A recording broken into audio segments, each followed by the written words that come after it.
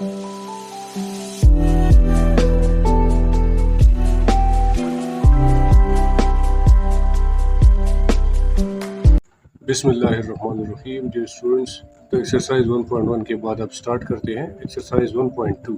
तो एक्सरसाइज 1.2 में हम ये चीज़ें पढ़ेंगे। सबसे पहले हम पढ़ेंगे ट्रांसपोज ऑफ अ मैट्रिक्स, फिर सिमेट्रिक मैट्रिक्स और आखिर में स्क्यू सिमेट्रिक मैट्रिसेस। तो चलिए स्टार्ट करते हैं ट्रांसपोज ऑफ अ मैट्रिक्स से। तो ट्रांसपोज असल में मैट्रिसेस में एक ऑपरेशन होता है।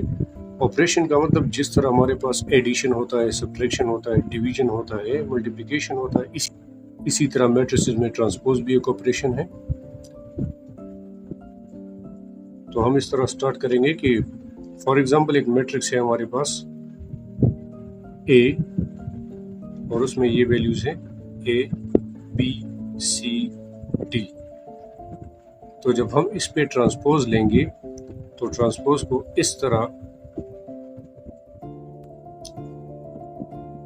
टी की शक्ल में लिखेंगे, ए के ऊपर छोटा सा, और उसके बाद इस मैट्रिक्स में चेंजेस करेंगे।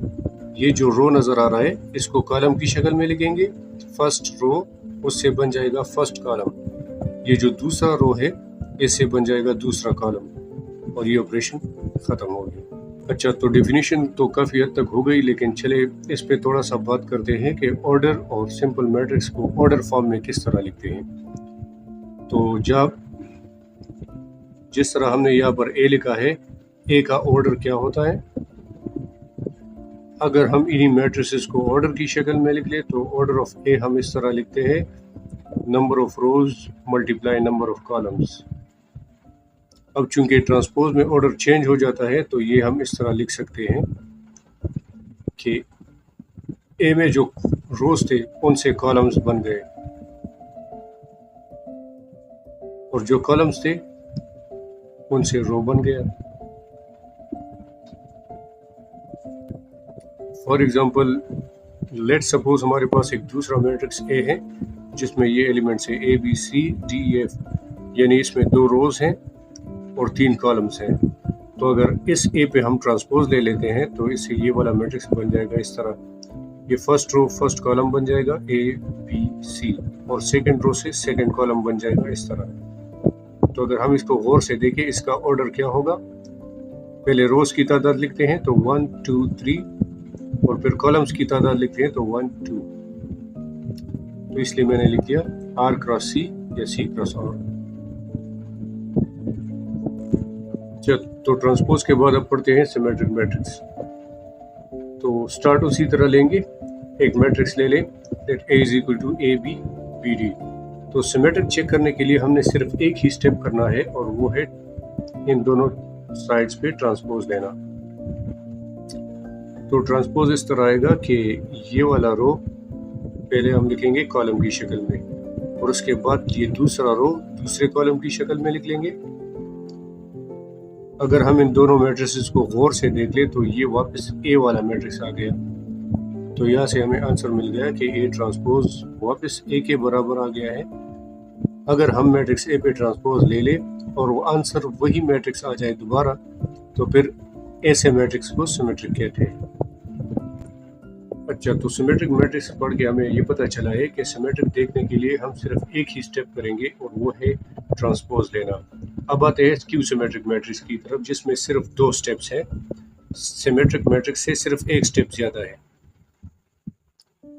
तो अब पढ़ते हैं स्क्यू सिमेट्रिक मैट्रिक्स।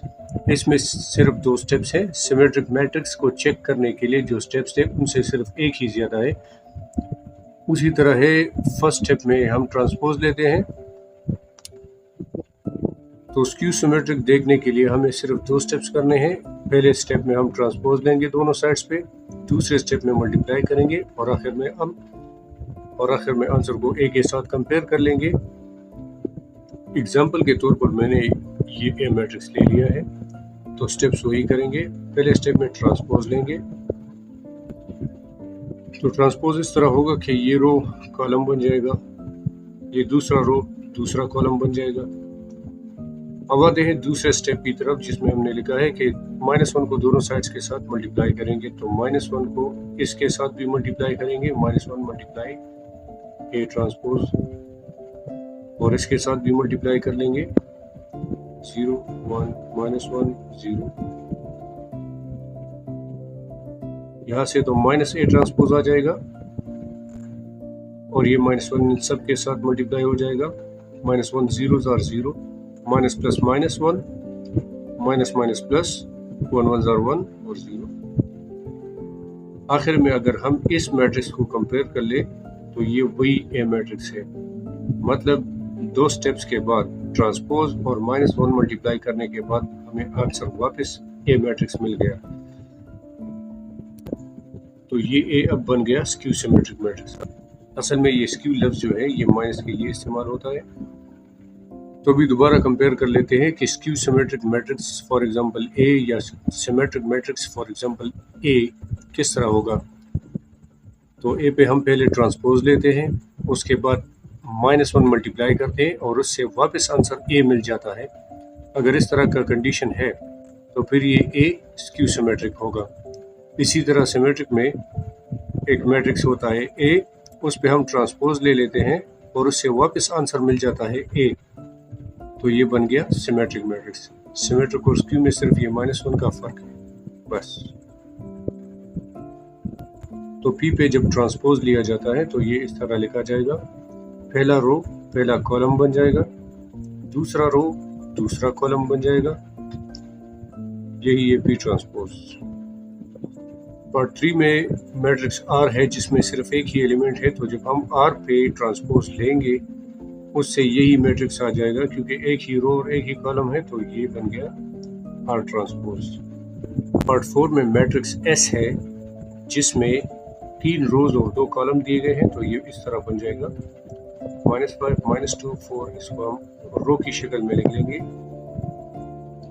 और दूसरे कॉलम को दूसरे रो की शक्ल में लिख लेंगे।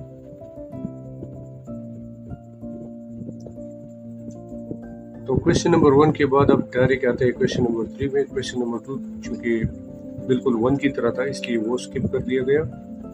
अब क्वेश्चन नंबर 3 में जो मैट्रिक्स हमें दिए गए हैं इनमें हमने सिर्फ ये देखना है कि कौन से सिमेट्रिक है और कौन से सिमेट्रिक नहीं है। तो सिमेट्रिक मैट्रिक्स के बारे में जो हमने थ्योरी में पढ़ा कि सिर्फ एक ही स्टेप हमने करना है और वो है ट्रांसपोज, तो इसके साथ भी वही कर लेंगे।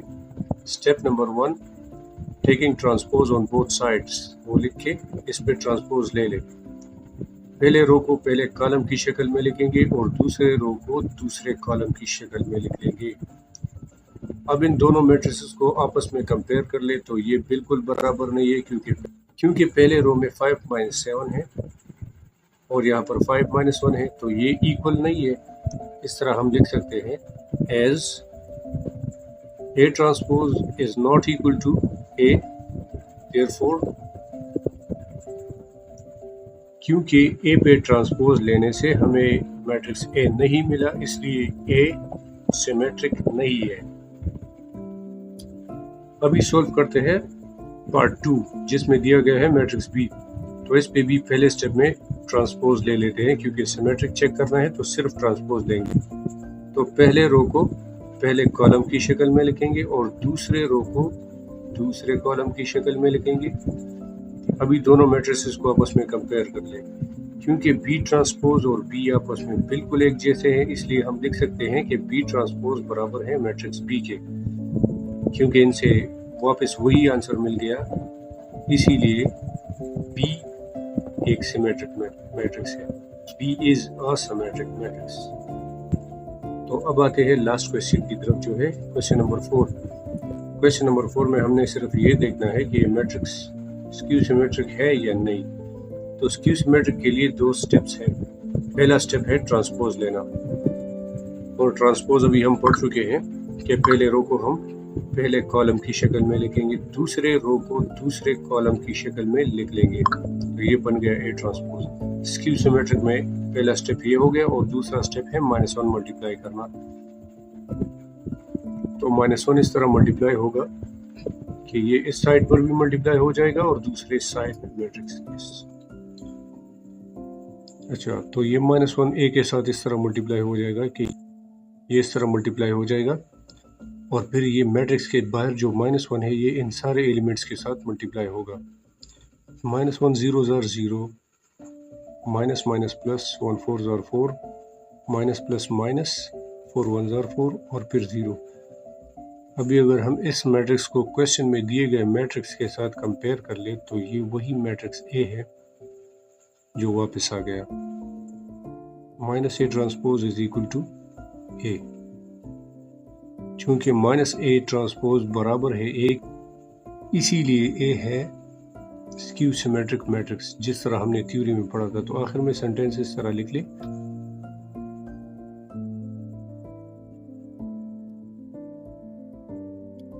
तो डियर स्टूडेंट्स एक्सरसाइज 1.2 के लिए इतना काफ़ी है।